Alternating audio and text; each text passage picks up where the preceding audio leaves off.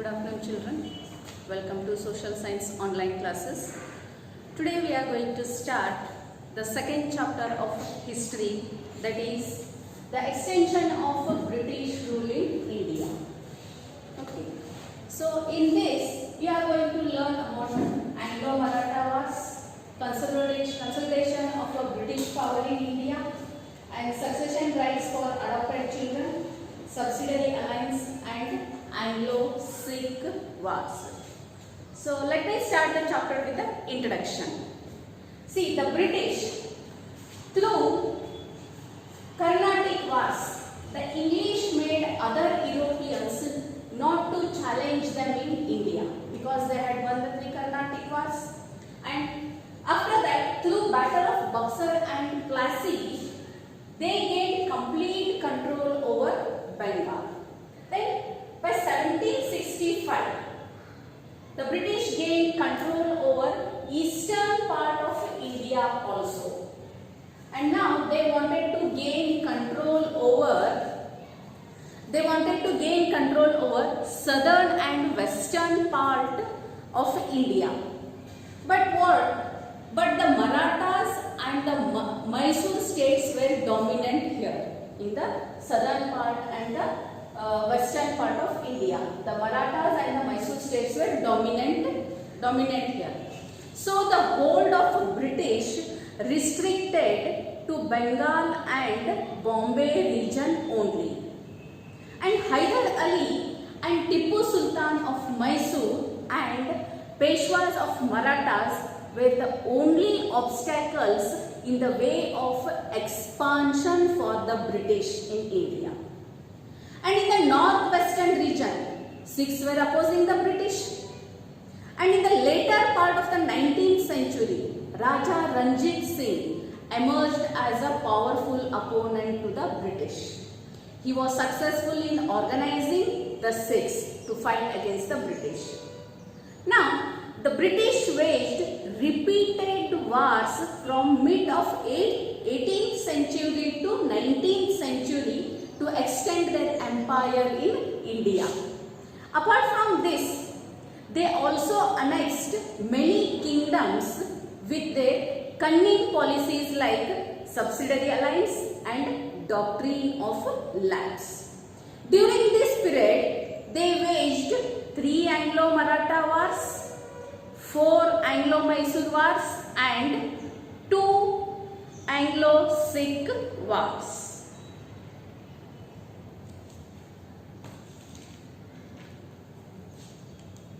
So now, let us have a look over the subsidiary alliance.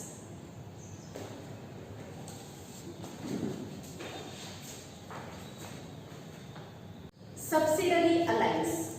Subsidiary alliance was introduced by Lord Wellesley in 1798.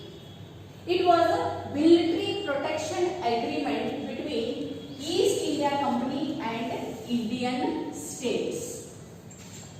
There are some conditions of the subsidiary alliance. So the conditions of subsidiary alliance: the Indian king had to keep a British army in his kingdom. According to the conditions of the subsidiary alliance, the Indian king had to keep the British army in his kingdom.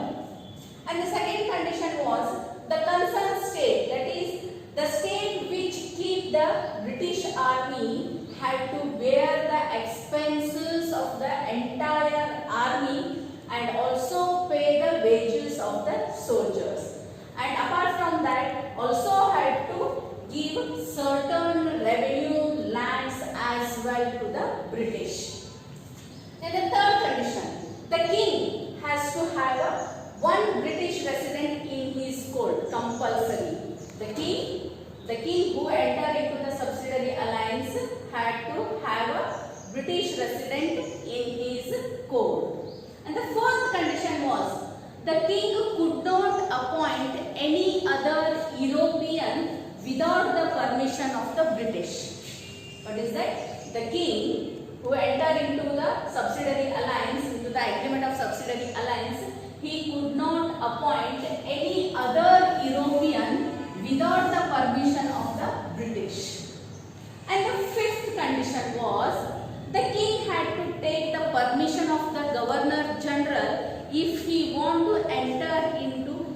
other agreement, either with the neighbor states or with the other European. So he had to take the permission of the Governor General before entering into the agreement. And the last condition was, in turn of all these services, in turn of all these above services, the British or the company would offer protection to the king or the state from internal or external attacks. Okay, these were the conditions.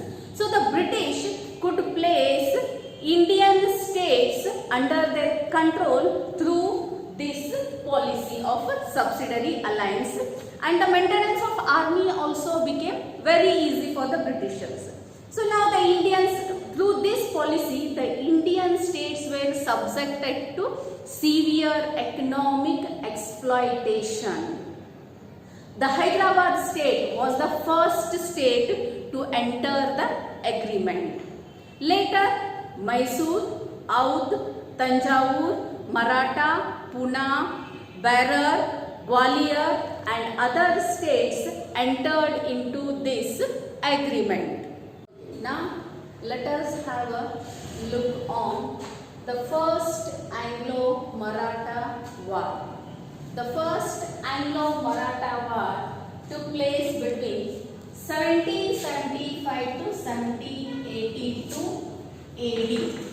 1782 AD. What were the causes for the first Anglo-Maratha War? That is, the first cause was death of Madhav Rao, led to the conflict between Narayan Rao and Raghoba.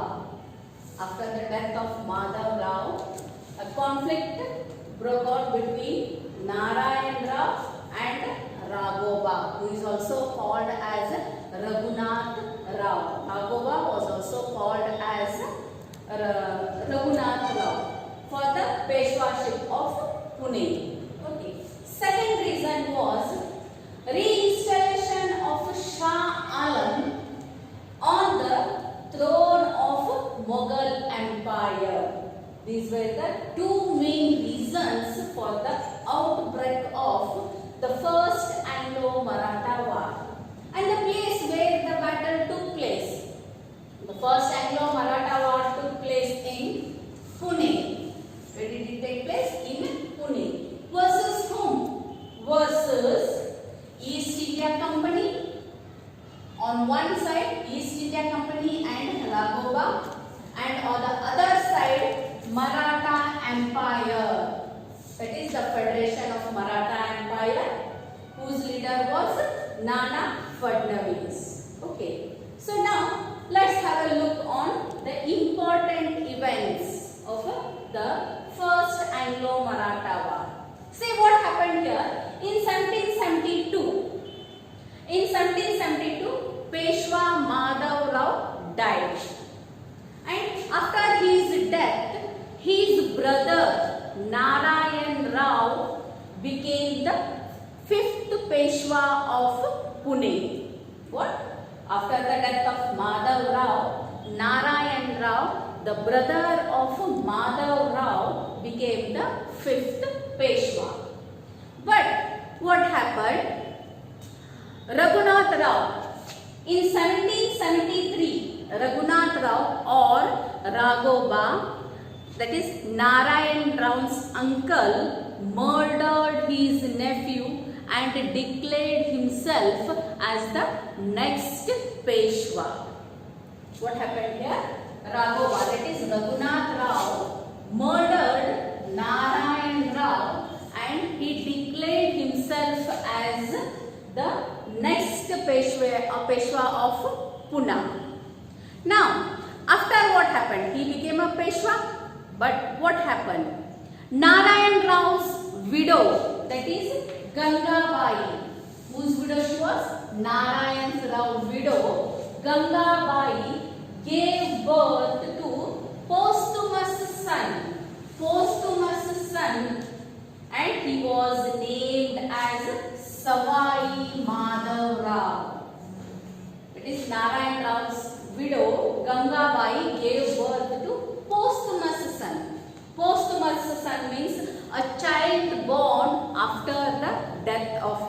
father.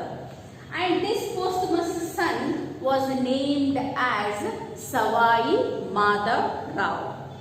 Now, Raghoba, he had declared himself as the Peshwa. Now, the 12 Maratha chiefs, which is in totally it was called as a Maratha Federation. The 12 Maratha chiefs was called as Bharabai or the Maratha Federation. Bharabai or Maratha Federation. And the head of this Bharabai or Maratha Federation was Nana Fadnavis. So the Maratha Federation under the leadership of Nana Fadnavis named the infant as new Peshwa of Pune. That is, Nana Fadnavis named the infant as the new Peshwa and ruled the kingdom as a regent of Savai Madhav Rao. Savai means ruling the kingdom on behalf of a minor king. Okay. Now, Nana Fadnavis started to rule the Maratha kingdom as a regent of Savai Madhav Rao. Now, Raghunath Rao, he was a Peshwa who had declared himself as a Peshwa. Raghunath Rao or Raghoba, unwilling to give up his position of power, he asked the help from British at Bombay and signed a treaty known as Treaty of Surat. This Treaty of Surat was signed between the British and Raghunath Rao. Remember that the treaty was not signed between the British and the Maratha Empire. It was signed between the Treaty of Surat was signed between the British and Raghunath Rao, because Raghunath Rao was not willing to give up the power. He wanted to continue as a Peshwa. But whereas the Maratha Federation made Savai Madhav Rao as a Peshwa. So he did not wanted to give up the power. So he asked the help of the British and signed a treaty known as the Treaty of Surat on 6th March 1775.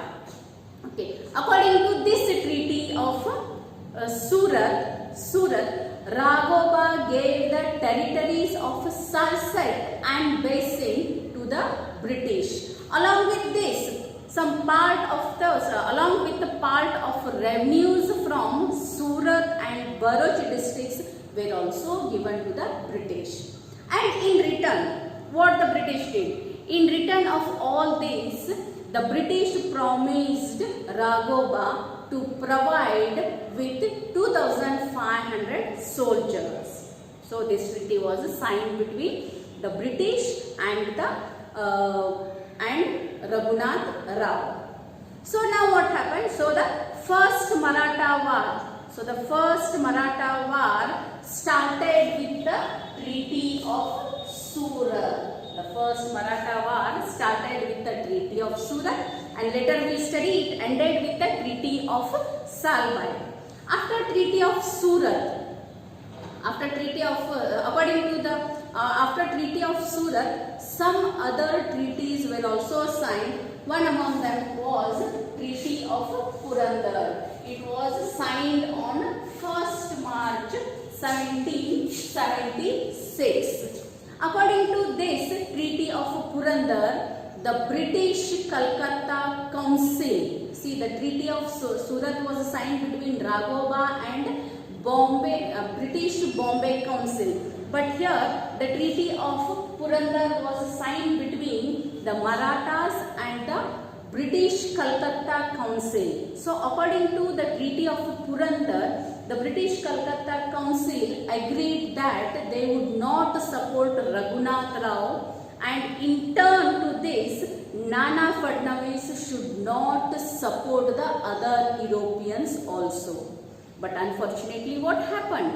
But in 1772, Nana Fadnavis violated this treaty of Purandar by granting the French a port on the west coast. So now what happened? The enraged British, the British got angry and the English started sending forces towards Pune. So from here started the war known as the First Anglo-Maratha War.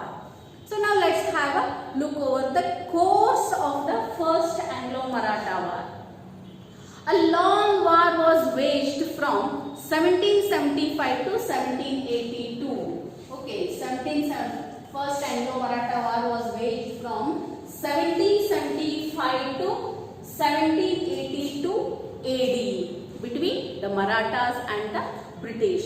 Initially what happened? Initially Marathas gained upper hand. Later they had to lose Allahabad to the British. And now the Maratha Federation was unable to continue the war with the British and finally entered Salbai Agreement and ended the war. So the First Anglo-Maratha War ended with the Treaty of Salbai. Okay, now let's have a look over the results of the First Anglo-Maratha War. First result was the war ended with the Treaty of Salbai, and this treaty guaranteed the peace for 20 years. It guaranteed the peace for 20 years between Marathas and British. It means for 20 years the Marathas and British should not wage a war. So this was the peace treaty between British and the Marathas. Then Madhav Rao too was renamed as Peshwa. Okay, this is all about the result. Then in the course we had a look over another. Shah Alam was reinstalled by the Marathas on the Mughal throne. See here what happened. Shah Alam too was under the support of British. But now what happened? The Marathas reinstalled Shah Alam II on the empire, on the throne of the Mughal Empire, and Shah Alam gave Kora and Allahabad to the Marathas. So this gave rise to the enmity between the British and the Marathas. So this was the another part of the war. This was the another reason for the breakout of the British and First Anglo-Maratha War.